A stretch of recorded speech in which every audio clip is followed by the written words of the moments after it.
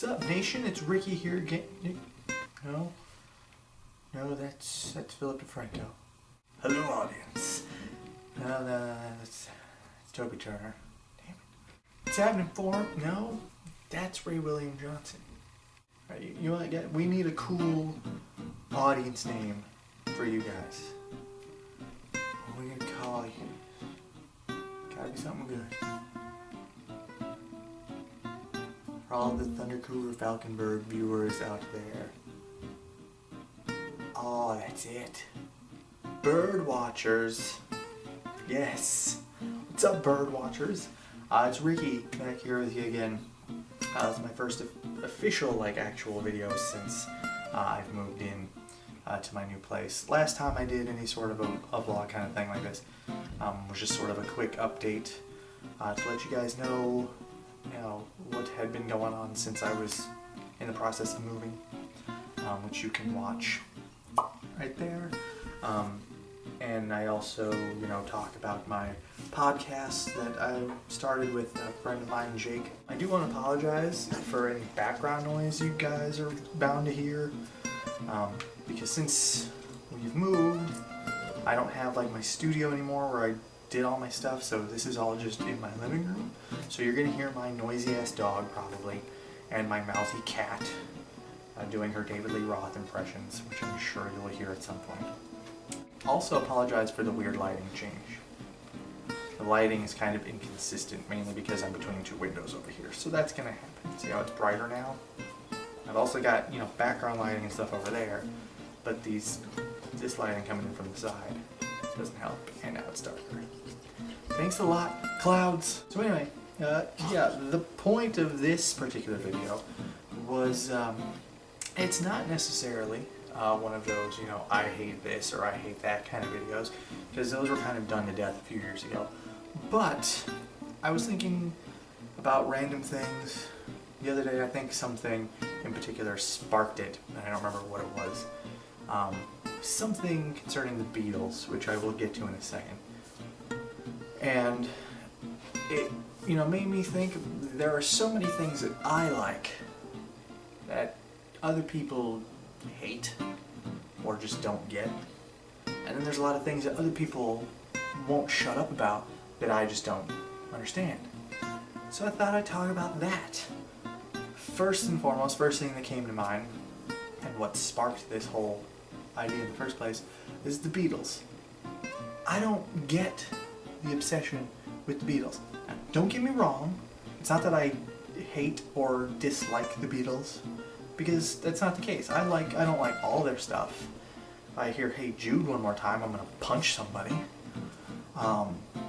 And I think a lot of their stuff is kind of overrated.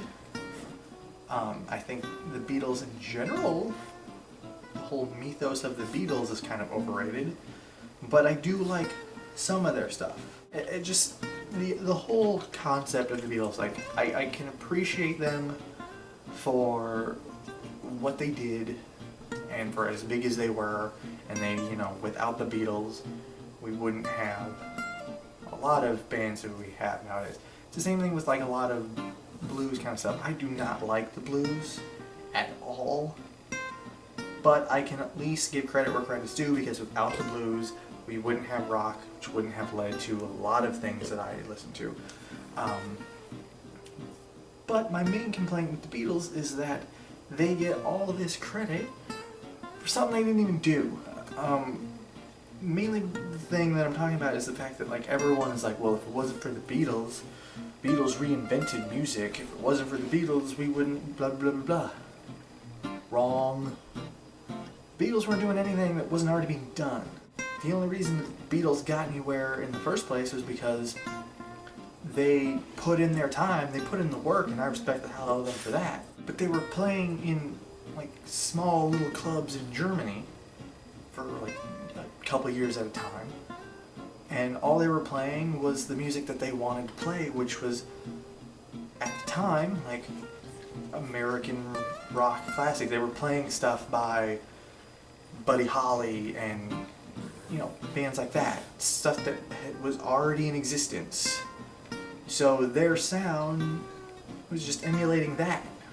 that was their whole thing, was they wanted to be Britain's answer to American rock music. They were taking what Elvis and Buddy Holly and Richie Valens and all of these other people had already done years prior and were recreating it. And there's the cat again. Something that I like musically that a lot of other people could really leave is, I mean, I don't like a lot of mainstream music as a whole, at least not so much anymore because it all sucks now. You know, years ago when, you know, bands like Korn and stuff like that were considered in the mainstream, I guess they still would be, but when they were kind of at the forefront of the music scene at the time, sure. Now when I can't even tell you the last time I listened to like a top 40 station, but basically most of the music that's out now is terrible, but I especially like a lot of more lesser known underground, you know, people, and ICP, Insane Clown Posse, are one of my big favorites, and I know a lot of people hate ICP.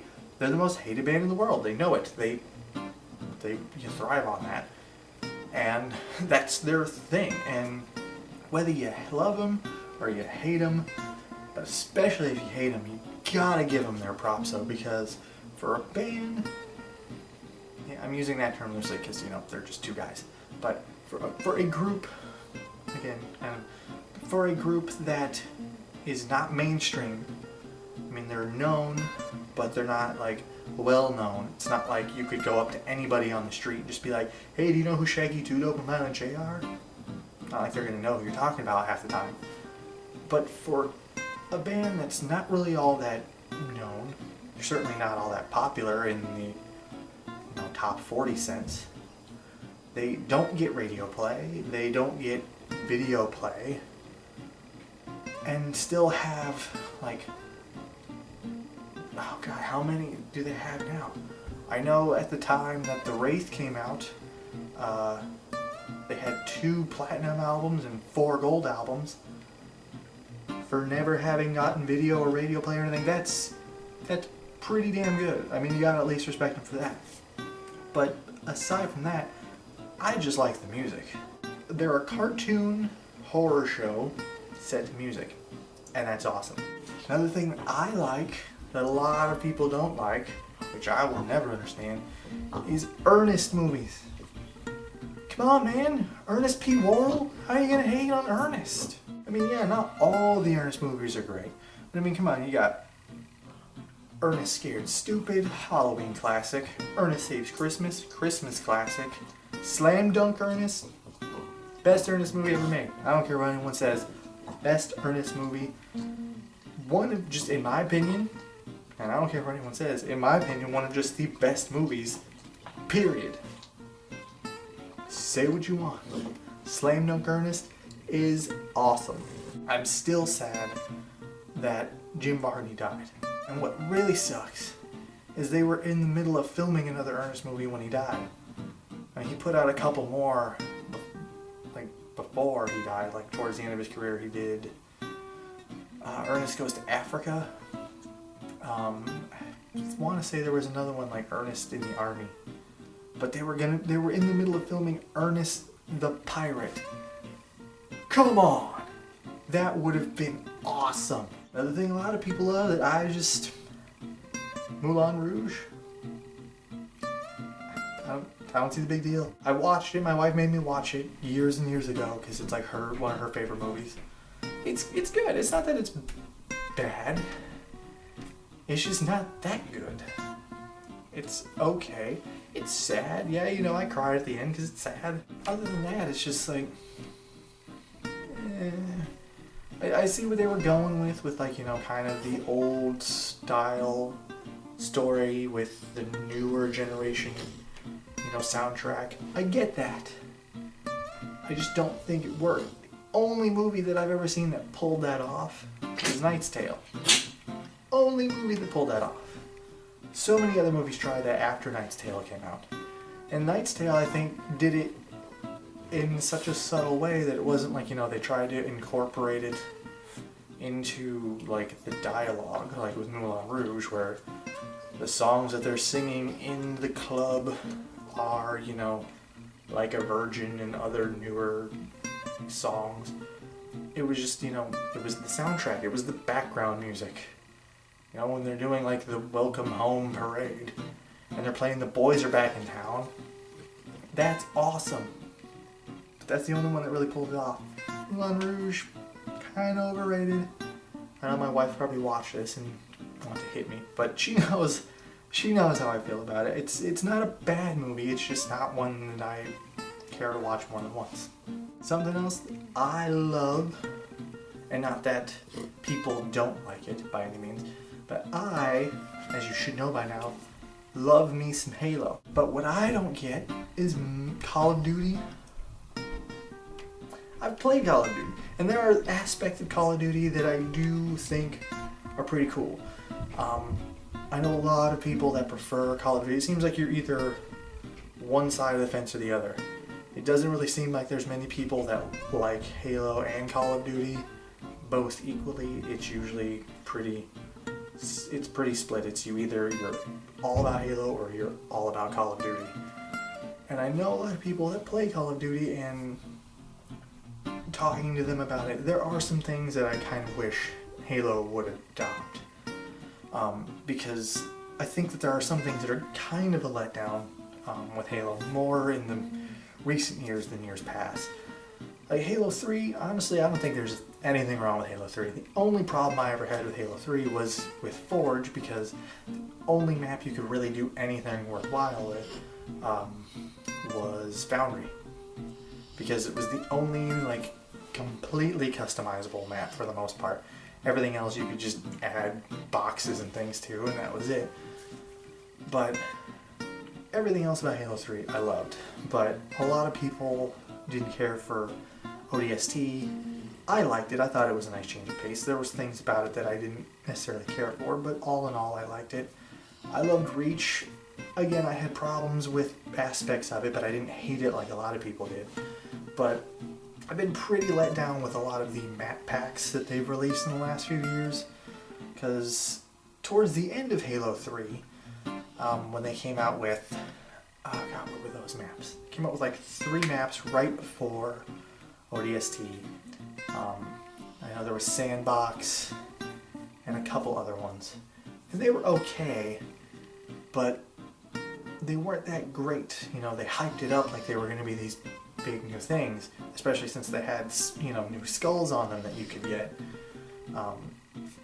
to unlock other things, but those weren't really anything amazing. I apologize for the dog snores. And when, like, the map packs have come out for Halo Reach, they're just kind of, I haven't played all of them because one of the things that I think is just completely stupid is that you still have to pay for those map packs. They've been out for over a year now, I think, and you still have to pay for them. When Halo 3 was out, when the first map pack came out, you paid for it when it first came out, and then like a month later, it was free. So you just download it. And every map pack they released was like that. You waited a month, it was free, and you could just download it. Halo Reach is like, we're going to make people pay for it no matter what. We're going to give you one that's free. We're going to list them all in your available maps like you have them and you can play them, but you'll be able to access one of them for free, and then the other ones you have to pay for. I mean, the maps in general on Halo Reach, not that great. When you're playing Firefight, you get really sick of those maps really fast because a lot of them are terrible. Waterfront, what is that?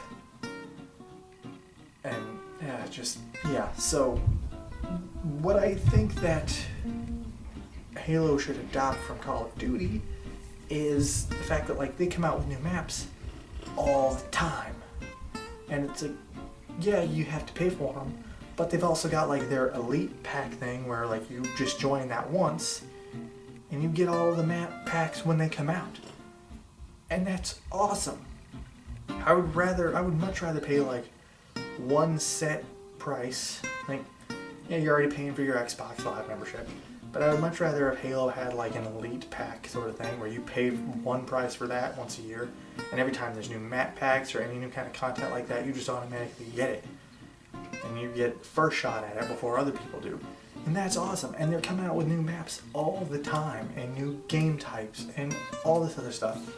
When was the last time any new game types came out of Halo that were worth a damn? I mean, Headhunter and stuff like that. I mean, the only really good game type out of Halo, period, other than like Infection, is Griffball.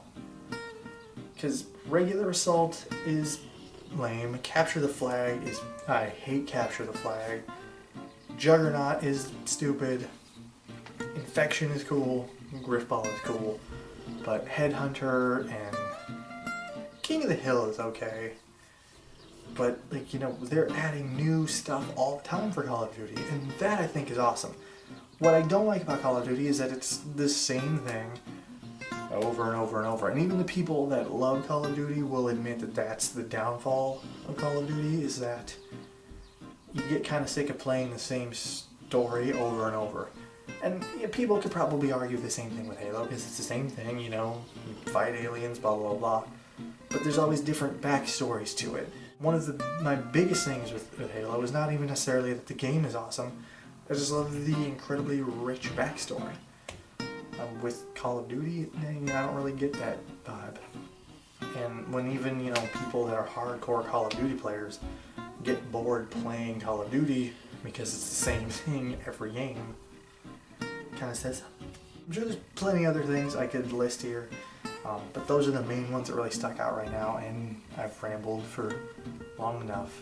You'll probably notice that this video is a lot longer than normal. It's because I am now able to upload videos longer than like 15 minutes. I think I've said this before in the past, but it's not really something I've ever totally taken advantage of yet, just because I already feel like most of my videos are kind of pushing that limit, because I talk a lot, but I have a lot of things to talk about when I talk. I don't like to cut corners. So, I apologize. If you get bored, you don't have to keep watching, but I appreciate it when you do, bird watchers. Wink. As usual, you know, if you got something nice to say, go ahead and leave it down in the comments. You got something not so nice to say, just don't say it. Just don't be a dick. Don't be a dick.